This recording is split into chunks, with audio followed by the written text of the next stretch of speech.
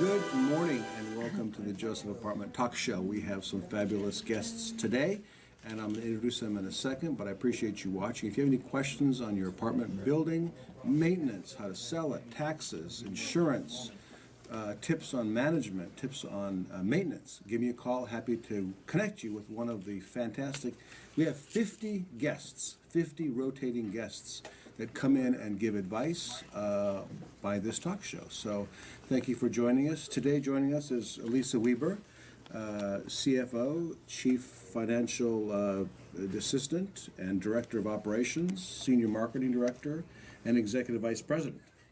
So that sounds good. If you need any information on properties and listings, she's the one that'll probably respond to you.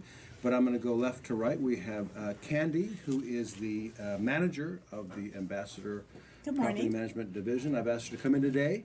And before she mentions anything, anytime you have a question on running your building, on maintenance, but also I think what's important is what other apartment owners are doing. If you want to know, okay, what are people thinking? What are they doing? She's in touch with them on a regular basis. So, Candy, thank you for coming. And what news do you have for the investors? Thank you for having me. I wanted just to hit on this today. I've probably talked about this in the past, but I was thinking this was important. I think with our weather change, the hot, the cold, is bringing in our pests. And they are pesty. Our buildings are being challenged, beyond challenged. We're having, I hate to say this word, but we're having a cockroach infestation in a lot of my buildings. Clean or messy, cluttered or not, they are here.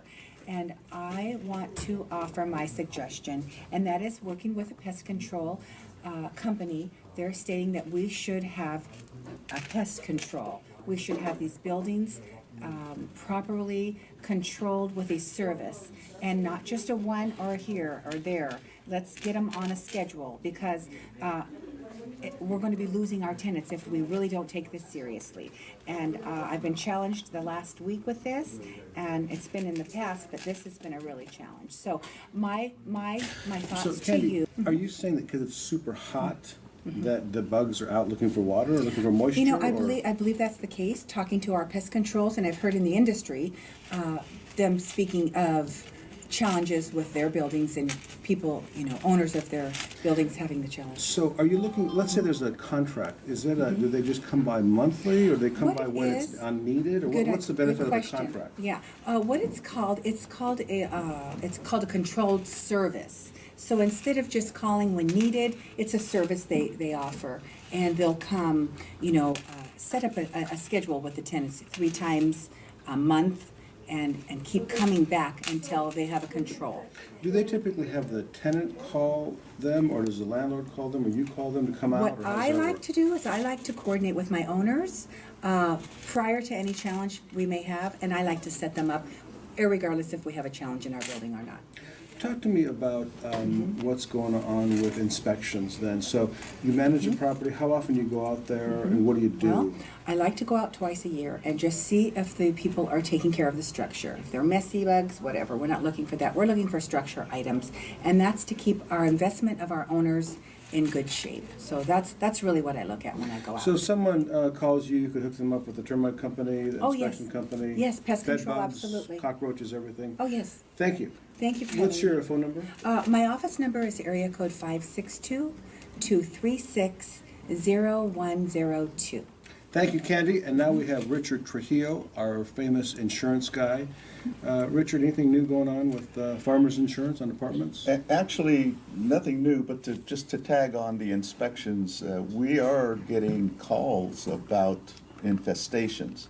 And a lot of the things you can do, some of that created because there's moisture in the walls, and sometimes there's leaks that they don't even know about. So the inspections are very, very important on those apartment buildings.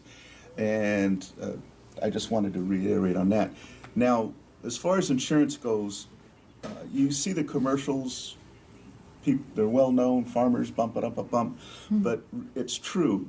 If you don't understand your coverage, there's going to be a surprise. And our motto is, if there's going to be a surprise, we want to know before there's a claim, not after. So talk with your agent. If you don't have a good rapport with them, give us a call, no obligation. We'll explain to you how insurance works. A good thing, we had a claim, or the request for a claim. The guy had an apartment manager, and he was giving him free rent. And in his mind, he thought, I don't have to cover him. He's not an employee. I'm just giving him free rent. He falls off a ladder. Oh. They get an attorney, there's a work comp claim. So if you have managers on site, you Good need to get point. workers' comp. Workers' comp. What about evaluation? If I get an insurance policy through Farmers at $1 million, and I think goes up to 2, that gap, is that automatically covered, or do you have to reapply the value, or is it just replacement value means whatever the market is? In case of a fire, Fire, yeah. yeah.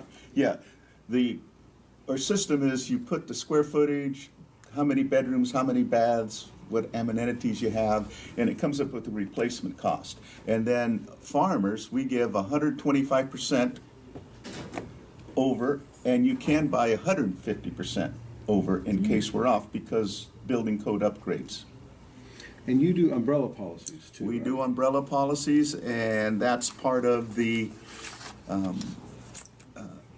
understanding your coverage before you need it. So sometimes there's your policy, basic policy will have, we're going to cover this, this, and this. In the event of a lawsuit or a liability, the umbrella fills in those gaps. One thing that I learned is how inexpensive umbrellas are. When you cover a car and houses and apartments and everything, you get an umbrella and cover the whole thing. It's fairly inexpensive. So if you're watching this, you can call Richard and get your umbrella. Get And I your have a umbrella question. open. I have a question, because I was looking at this here. Boy, that's something to tell these owners. Do we have time? We have time? Oh, this is so important. Vacant This is unbelievable. landlord property. If your property is vacant for more than 30 days and there's a claim, there will be no coverage.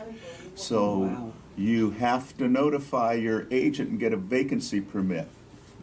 And it's happened before. And how do they get started on that? Let's see. I didn't know that. You communicate with your agent, Like a vacant unit or vacant apartment building? building. Building, whole- Sometimes there's four buildings on a lot and one of them's vacant.